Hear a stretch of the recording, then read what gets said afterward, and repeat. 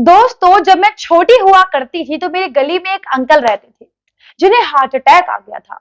अब heart attack तो उन अंकल को आया था, लेकिन मेरी पूरी गली मोहल्ले वाले जॉगिंग करने लग गए। अपने डाइट बहुत अच्छी कर ली। तो यहाँ पर ये तो सभी जानते हैं, किसी एक व्यक्ति का नुकसान होता है तो बाकी लोग जो है अपने आप को संभाल लेते हैं कि भैया ये परिस्थिति हमारे साथ न बन जाए। लेकिन अरविंद केजरीवाल जी ने जब से देखा है राहुल गांधी पर मानहानि का मुकदमा दर्ज हुआ, वाद विवाद हुए कई तरीके के, लेकिन अंत में आकर राहुल गांधी की जो एक सदस्यता है वो रद्द कर दी गई है। आपको बता दें, लोकसभा सचिवालय ने राहुल गांधी की सदस्यता रद्द कर दी है। लेकिन वो फैसला आने के बाद से ही अरविंद केजरीवाल बचने बचाने की जगह और ज्यादा तला हुआ खा रहे हैं। अरे मेरा मतलब है और ज्यादा विवादित बयान देने पर उतारू हो गए अरविंद केजरीवाल जी। अब क्या ही बताऊं, या तो अरविंद केजरीवाल जी भविष्य में दिए गए अपने फालतू बयानों पर अफसोस कर रहे हैं और बौखला गए हैं। उन्हें शायद ये डर है कि कहीं मेरी भी सदस्यता ना रद्द हो जाए, ऐसे में बौखलाहट में कुछ भी बोल रहे हैं। या फिर अरविंद केजरीवाल को बिल्कुल डर ही नहीं है किसी बात का। अरे देखकर ही थोड़ा समझ जाएं, कहीं वही चीज मेरे साथ ना हो जाए। क्योंकि इतिहास में अरविंद केजरीवाल बीजेपी के तमाम नेताओं के ऊपर अपशब्द बोल चुके हैं। इस कड़ी में नितिन गडकरी और अरुण जेटली से तो लिखित में माफी भी मांग चुके हैं।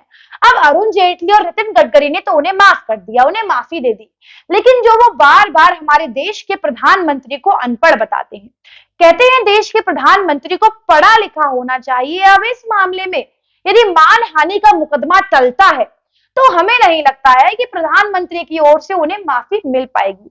दरअसल ताजा मामला दिल्ली विधानसभा का है, जहां पर बातें करते करते, भाषण देते देते अरविंद केजरीवाल जी ने राहुल गांधी का समर्थन किया और कहा है कि लोकतंत्र में मुझे ये बात भैया समझ में नहीं आती है कि कोई 12वीं पास प्रधानमंत्री बन सकता है ना, ये बात हमारी समझ से परे है। कहा है कि यहाँ पर राजनीति के नाम पर केवल जेल में डालना, सदस्यता रद्द करना, यही सब चलता रहता है। इसके अलावा देश का कोई भला नहीं करता है और जो पार्टी सच में भला करना चाहती है उनकी सदस्यताएं रद्द हो जाती हैं। इसके अलावा अरविंद केजरीवाल जी साहब ने कहा है कि हमारे जो प्रधानमंत्री हैं वो अनपढ़ हैं और किसी 12वीं पास को देश की बागडोर नहीं देनी चाहिए, वो नहीं संभाल पाएगा। उनका कहना है कि प्रधानमंत्री नरेंद्र मोदी इतिहास में सबसे ज्यादा भ्रष्टाचारी नेता हुए हैं। इनसे ज्यादा भ्रष्टाचारी नेता तो अरविंद केजरीवाल ने देखा ही नहीं। शायद वो भूल गए अपनी पार्टी के 2 अखंड भ्रष्टाचारी नेता जिनके ऊपर आरोप है भ्रष्टाचार के, जो जेल की सलाखों के पीछे आज शायद दीवारें गिन रहे हैं या ईंटें गिन रहे हैं, कुछ भी हो सकता है। लेकिन अरविंद केजरीवाल जी जो मुंह उठाकर नरेंद्र मोदी को अनपढ़, पढ़ा लिखा नहीं है ऐसे बयान देते हैं, शायद वो भूल गए हाल ही में न्यूज 18 के एक प्रोग्राम में उन्होंने तशरीफ रखी थी, जिस प्रोग्राम का नाम था चौपाल, जहां पर ये नरेंद्र मोदी के अनपढ़ वाली बात पर न्यूज 18 के पत्रकार ने एक वीडियो चला दी, जिसमें नरेंद्र मोदी कहते हुए दिखाई दे रहे हैं कि मैंने गांव से 12वीं पास करी, उसके बाद मैंने कई लोगों के कहने पर बीए किया, फिर एमए किया, उसके बाद इंटरनेट का जमाना आ गया, उसके बाद गूगल पर, विकिपीडिया पर, कई बड़े बड़े विषयों पर मैंने रिसर्च किया। इतना सारा ज्ञान नरेंद्र मोदी ने अपना बताया कि मैंने ये किया है, वो किया है। वो प्रोग्राम देखकर अरविंद केजरीवाल जी की बोलती बंद हो गई और ये बात थोड़े दिन पुरानी है, लेकिन विधानसभा का जो बयान है अरविंद केजरीवाल जी का वो कल का ही है। तो शायद अरविंद केजरीवाल जी की याददाश्त थोड़ी कमजोर हो गई है कि वो भूल गए हैं कि मैं चौपाल प्रोग्राम पर क्या सुनकर आया हूं, या फिर अरविंद केजरीवाल जी इतने ज्यादा बौखला गए हैं अपने आप को लेकर, शायद उन्हें डर है कि मैंने जो इतिहास में बयान दिए हैं उनके चलते मेरे साथ भी राहुल गांधी वाला हश्र ना हो जाए, इसलिए बौखलाहट में कुछ भी बोल रहे हैं। अब यहाँ पर अरविंद केजरीवाल जी को मैं बता देती हूँ, उन्होंने पंजाब की बागडोर किसे सौंपी है? भगवंत मान को, जो एक कॉमेडियन है और शायद पंजाब में आज कॉमेडी ही हो रही है। पंजाब की हालत हम में से किसी से छुपी नहीं है।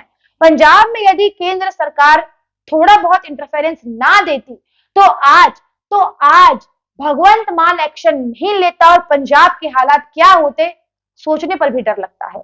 12वीं पास व्यक्ति और ऊपर से कॉमेडियन, उसको सीएम बना दिया। नरेश बाल्यान आम आदमी पार्टी के नेता हैं जिन्होंने थोड़े दिन पहले इंग्लिश में ट्वीट किया था कि किसी अनपढ़ व्यक्ति के हाथ में देश की बागडोर दी गई है। बहुत डर लगता है ये सोच के कि देश का क्या होगा।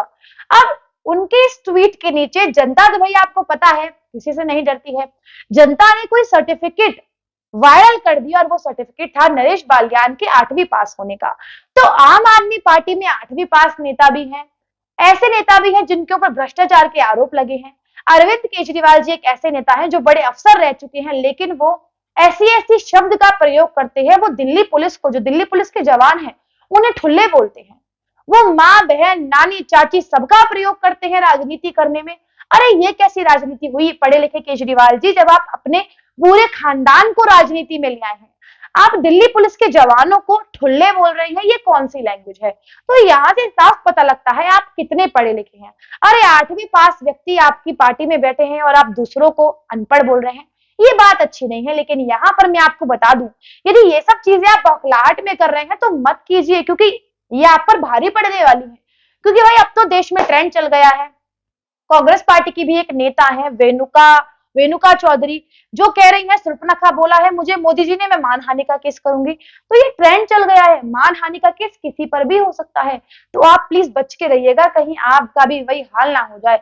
हालांकि हमारी गली में तो सबने जॉगिंग करनी शुरू कर दी थी, एक को हार्ट अटैक आया था, लेकिन आपके जैसा एक अंकल भी था जिन्होंने हार्ट अटैक आने के बाद तला हुआ ज्यादा खाना शुरू कर दिया था। तो शायद आपका हाल भी वही होने वाला है। बहुत सोच के बुरा लगता है, लेकिन फिर भी हमारी यही आपसे हिदायत है, अपने आप को थोड़ा कंट्रोल में रखें। थोड़ा ध्यान दे ले सत्येंद्र जैन और मनीष सिसोदिया जी पर, जो बेचारे जेल में हैं और जांच की आंच उन पर चल रही है और आप पर भी शायद आने वाली है। तो कृपया कर उन मामलों पे ध्यान दें। देश का पढ़ा लिखा प्रधानमंत्री है या अनपढ़ प्रधानमंत्री है, हालांकि उसका सबूत तो आपको मिल चुका है, लेकिन फिर भी भाई राजनीति है, बोलना तो कुछ ना कुछ पड़ता ही है।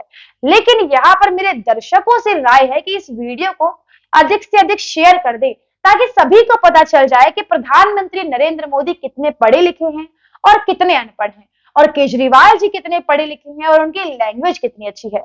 ऐसी ही खबरों के साथ जुड़े रहने के लिए देखते रहिए मेरे साथ थिंक टैंक भारत। नमस्कार।